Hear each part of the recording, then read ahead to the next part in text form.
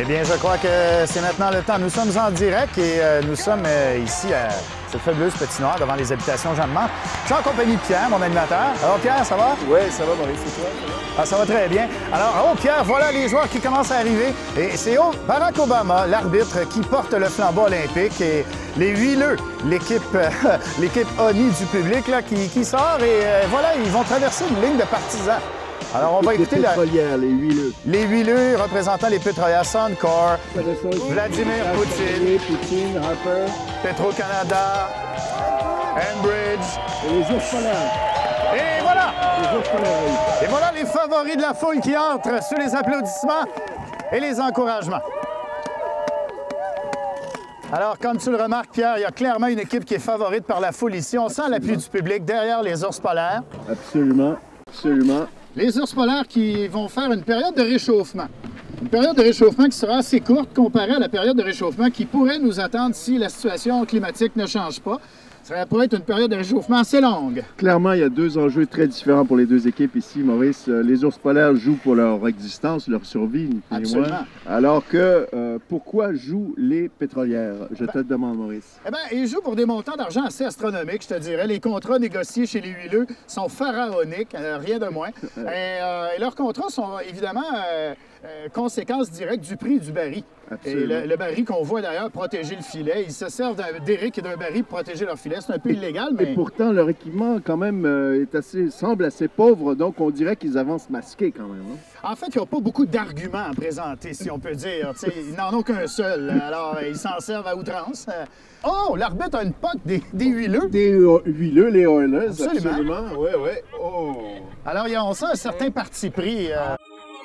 Stéphane Harper qui va présider à la mise au jeu. Et on me dit qu'il y a une jeune joueuse qui vient de rejoindre l'équipe des huileux. Il s'agit de Pauline Marois.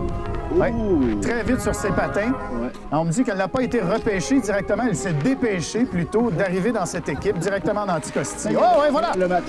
La mise au jeu. Oh, les huileux ont failli compter dans leur propre filet tout de suite en commençant. Les ours sont de mauvais poils, croyez-moi. Oh, mise en échec solide! Des ours qui reprennent le contrôle du disque. Et voilà une échappée. Attention! Oh, on reprend la rondelle du corps. Oh, bien, attention, arbitre! Clairement, on a retenu un ours, là, ici. On remet dans la zone des huileux. La rondelle est libre maintenant. Harper dégage. Remet. Oh! C'est pendant ce temps-là, les ours sont en échappée. Le tir est out! Oui! C'est un but ici. Oh mon Dieu! Très beau but de l'ours polaire ici. Fait l'arbitre. Pendant que l'arbitre... Quoi? L'arbitre refuse le but! Oh! C'est scandaleux. C'est proprement scandaleux. Je sors de ma réserve. Monsieur l'arbitre, qu'est-ce qui s'est passé ici? Vous avez refusé un but et ensuite vous... Tout est légal. C'est ce qui est important.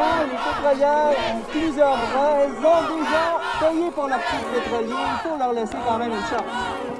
Alors, on assiste à du jeu très sale ici, très sale. J'ai pas compris, Maurice, qu'a-t-il dit? Il dit un peu n'importe quoi, je vais t'avouer, parce qu'il change les règlements à sa guise et on me chuchote à l'oreille que le pot de vin qu'il a accepté en début de match a peut-être changé la donne. C'est incroyable. Le but est obstrué, effectivement, par le puits de... Ben oui, est-ce que les ours vont être capables de compter? Oh! Ça, c'était très dangereux. On a lancé un pipeline directement dans les jambes des ours. La rondelle est remise dans le coin de la patinoire. Ouais. Les ours s'en emparent. Oh, attention! Un ours retraite au vestiaire présentement. Y aurait-il bris d'équipement? Oh, et Vladimir Poutine qui est puni. Un 5 minutes pour abrutissement collectif. Conduite antisportive. 5 minutes pour conduite antisportive?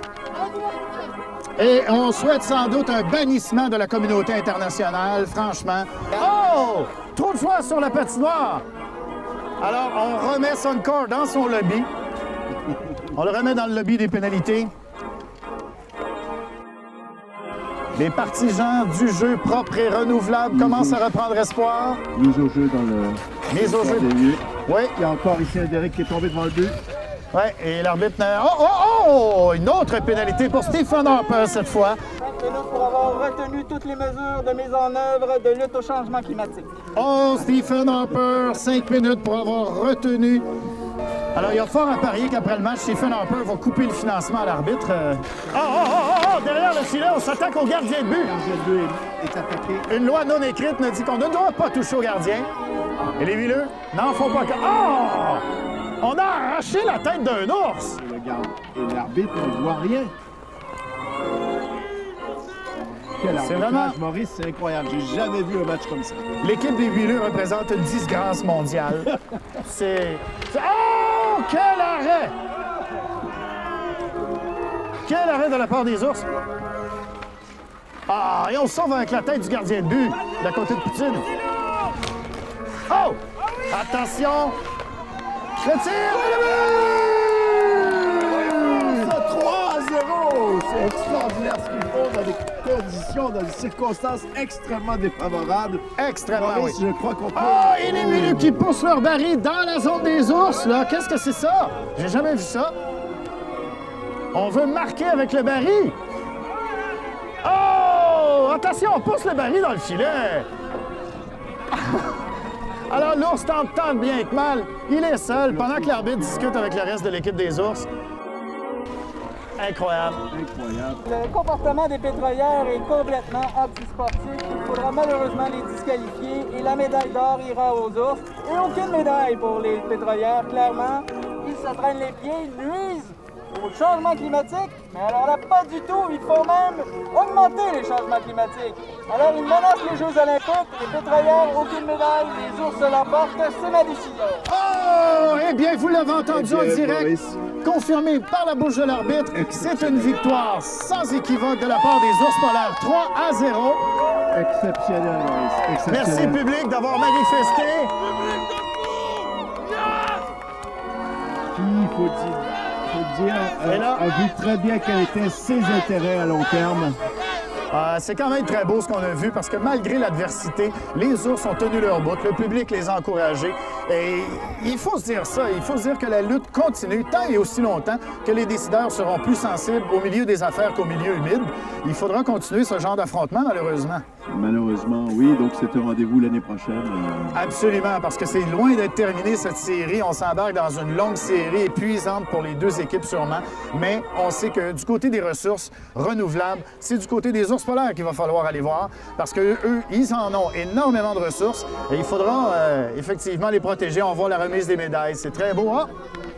Et les ours qui, quand même, bons joueurs, félicitent les pétrolières. Et les ours qui montent sur le podium. Et on peut les applaudir. Victoire! Très belle image ici. C'est la victoire du gros bon sens, en fait. Il y a une médaille qui ne rentre pas ici dans le coup massif de l'ours gardien de but, mais qui le porte fièrement malgré tout.